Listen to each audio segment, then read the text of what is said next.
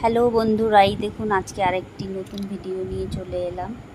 মাংসটাকে আমি নুন হলুদ তেল দিয়ে ম্যারিনেশন করে হাঁড়ির মধ্যে তেল দিয়ে গোটা গরম মশলা পেঁয়াজ দিয়ে ভেজে নিচ্ছি। তারপর ম্যারিনেশন করা মাংসটিও পেঁয়াজের সাথে ভেজে নিলাম। এবার দেখুন কেটে রাখা আলুগুলো দিয়ে দিলাম, মাংসর সাথে ভেজে নেব। কিছুক্ষণ ভেজে নেওয়ার পরে এর মধ্যে আমার পেস্ট করে রাখা আদা বাটা, পেঁয়াজ বাটা, রসুন বাটা, শুকনো লঙ্কা বাটা দিয়ে দিলাম। তারপর একটু কষিয়ে নিয়ে ভাজা জিরে ধনে গুঁড়ো দিয়ে দিলাম।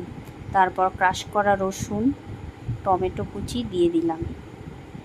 এবার দেখুন একটু কষিয়ে নিয়ে মশলাটাকে গরম জল দিয়ে দিচ্ছি।